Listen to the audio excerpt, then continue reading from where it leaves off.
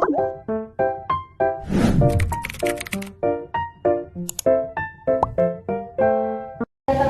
kita semua. Pertama-tama, marilah kita panjatkan puji syukur atas kehadiran Tuhan Yang Maha Esa, karena berkat rahmat dan hidayah-Nya lah kita dapat berkumpul pada pagi hari ini di Puskesmas Rawasari dalam rangka kegiatan penyuluhan HBS rumah tangga. Sebelumnya, perkenalkan kami mahasiswa dari Polwa dan yang terakhir penutup. Baiklah, kita langsung masuki acara yang kedua, yaitu penyampaian materi yang akan disampaikan oleh Dian Ayu Pertiwi. Kepada Dian Ayu, saya persilakan.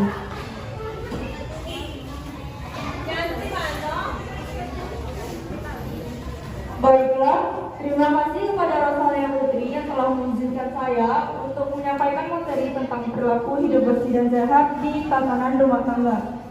Pertama-tama, perilaku hidup bersih dan sehat ini adalah upaya memberdayakan anggota rumah tangga agar tahu, mau, dan mampu untuk melakukan perilaku hidup bersih dan sehat di rumah. Memberantas titik nyamuk. Kedelapan, memakan sayur. Bulan ini hanya diberikan kasih eksklusif saja, tidak boleh diberikan makanan atau minuman tambahan lainnya. Dan juga ASI ini adalah hasil berupa cairan yang gizinya sangat dibutuhkan oleh bayi sehingga tumbuh dan perkembangan bayi dapat berkembang dengan baik.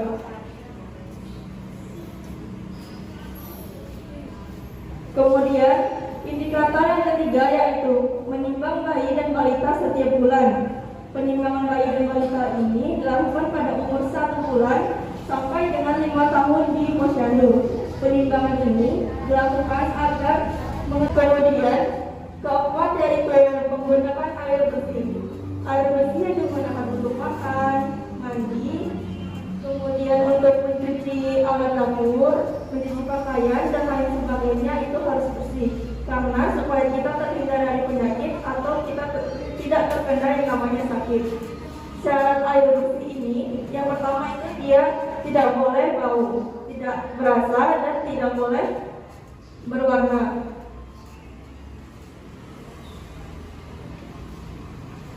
Selanjutnya, indikator yang kelima yaitu mencuci tangan dengan air bersih dan sabun yang akan disampaikan oleh Anissa Putri Syarila.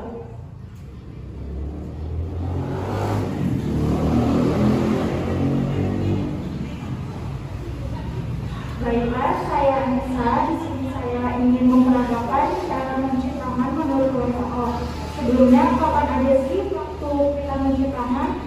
Pastinya kita mencuci tangan itu setelah tangan kita kotor, lalu setelah kita beraktivitas, sebelum dan sesudah makan, sebelum dan sesudah BAB dan juga BAK, dan juga sebelum menyusui bayi. Di era pandemi COVID-19 ini, pastinya mencuci tangan itu sangatlah penting. Karena apa? Untuk mencegah virus COVID-19 tidak masuk dan menyerang tubuh kita. Lalu langkah-langkah mencuci tangan menurut WHO yaitu kita pastikan terlebih dahulu aksesoris yang ada di tangan kita itu sudah dilepas seperti jam tangan, cincin, dan juga gelang. Lalu kita oleskan sabun antiseptik maupun hand sanitizer ke tangan kita.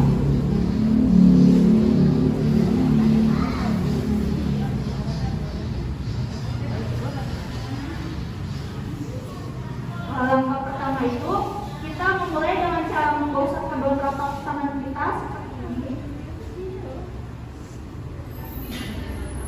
Lalu langkah kedua itu kita menggosok kedua punggung telapak tangan kita seperti ini secara bergantian. Langkah ketiga itu kita menggosok sela-sela jari kita seperti ini.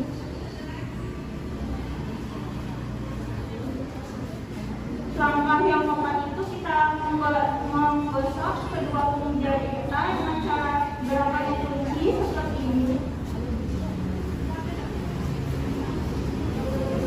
Lalu langkah yang kelima itu kita menggosok kedua ibu jari kita dengan cara seperti ini. Cara bergantian. Dan langkah yang kelima juga dilakukan kita menggosok ujung jari kita, kedua ujung jari kita ke dalam tangan dengan cara memutar.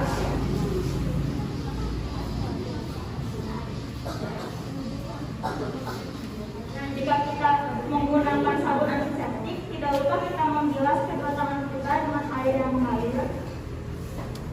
Lalu tidak lupa mengelap kedua tangan kita yang basah dengan kalau misalnya kita mencuci tangan, durasi waktunya 40 sampai 60 detik. Terima kasih. Jamban yang sehat. Jamban ini adalah sebuah fasilitas untuk membuang kotoran manusia di jamban. Syarat jamban ini yang pertama itu tersedianya air, kemudian lantai yang tidak licin, kemudian memberantas jentik nyamuk di rumah. Memberantas jentik nyamuk di rumah ini seperti yang kita ketahui dengan cara 3M. Yang pertama, menguras, menutup, dan mengubur. Yang menguras, kita harus menguras bak mandi sebanyak 1 kali dalam 2 minggu. Kemudian untuk menutup, kita harus menutup genangan-genangan air seperti contohnya seperti genangan di ban bekas, botol bekas atau botol aqua plastik, itu harus ditutup supaya jentik nyamuk tidak tumbuh dan berkembang di genangan air itu. Kemudian cara yang ketiga yaitu dengan cara menutup dengan cara mengubur. Mengubur yang maksudnya adalah mengubur sisa-sisa makanan, sisa-sisa plastik, yaitu seperti plastik, seperti botol plastik.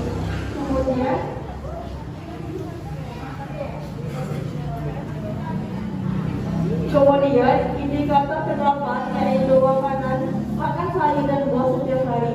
Makan buah ini sebanyak 2 porsi dalam 1 hari. Kemudian makan sayur ini 3 porsi setiap hari. Kenapa kita harus makan sayur dan buah?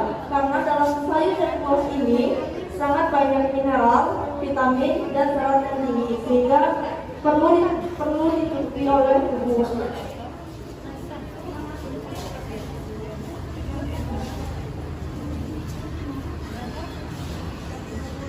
Selanjutnya, indikator ke-9 yaitu setiap orang perlu melakukan aktivitas fisik setiap hari. Aktivitas fisik ini bisa dilakukan kurang lebih 30 menit satu harinya. Aktivitas fisik yang bisa kita lakukan ini seperti kita melakukan kebiasaan di rumah, itu seperti cuci baju, berjalan kaki, kemudian bisa melakukan itu kita sudah bisa melakukan aktivitas fisik.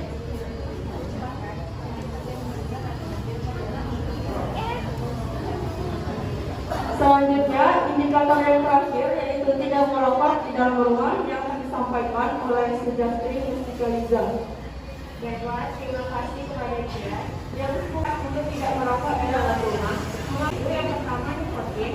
Nikotin bisa menyebabkan kesemutan tagihan dan merusak jantung serta aliran darah. Yang kedua, tar bisa menyebabkan kerusakan paru-paru dan kanker. Yang ketiga, bego itu bisa menyebabkan kedua perokok aktif. Perokok aktif adalah orang yang mengonsumsi rokok secara rutin sekecil apapun itu, walaupun cuma 1 batang dalam sehari. Perokok pasif itu adalah orang yang tidak mengonsumsi rokok namun menghisap rokok, menghirup asap rokok, atau orang yang berada dalam 1 kilometer kutub dengan orang yang sedang merokok. Berbeda untuk orang perokok pasif dan perokok aktif itu bisa menimbulkan penyakit dari ujung kepala hingga ujung kaki. Yang pertama seperti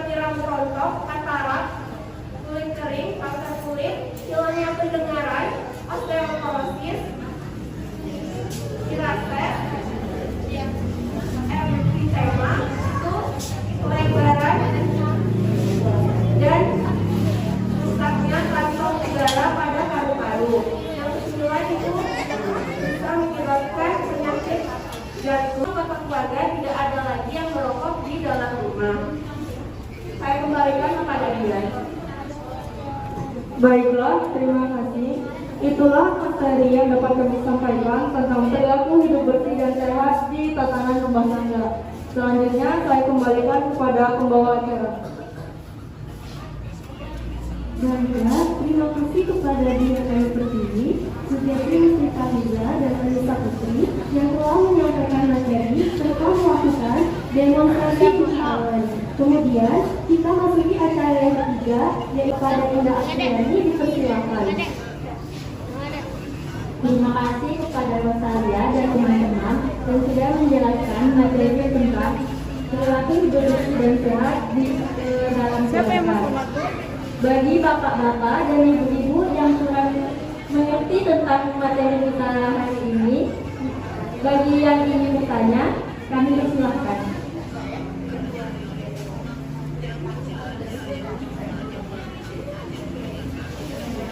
Bagi bapak-bapak dan ibu-ibu yang ingin bertanya, bisa langsung bertanya.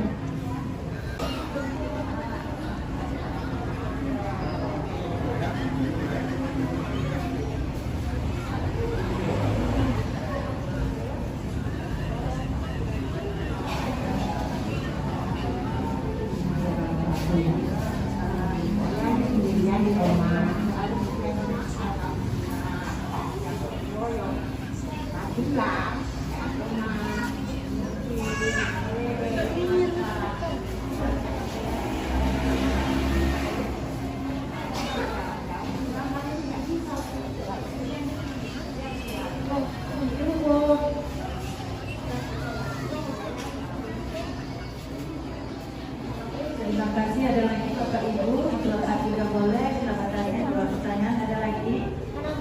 Ada lagi Bapak Ibu? Terima kasih.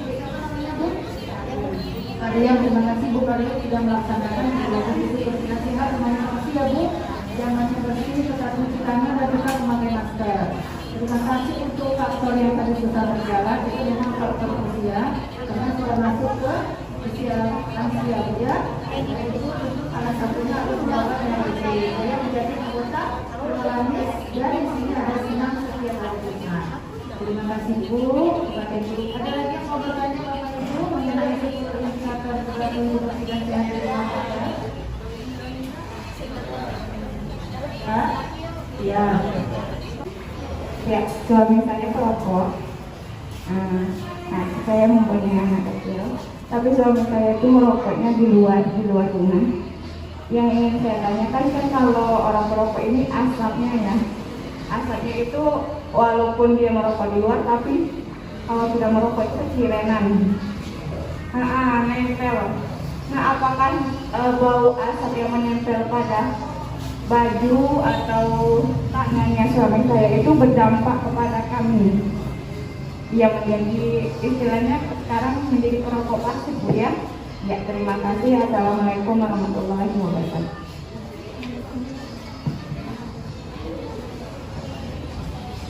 Baik, terima kasih Ibu atas pertanyaannya. Tadi pertanyaannya, suami Ibu merokok, tapi merokoknya di luar, tidak di dekat Ibu ataupun anak. Apakah itu berbahaya untuk Ibu dan anak?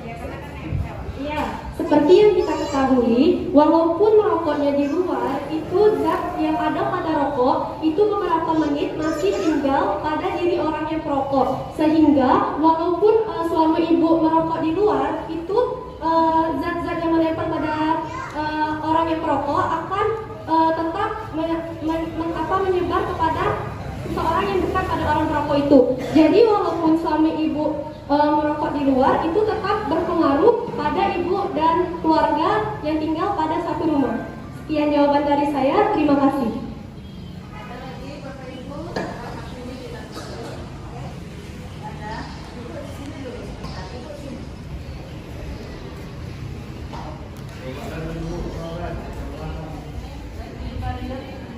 Pak, Ibu sini untuk yang bertanya.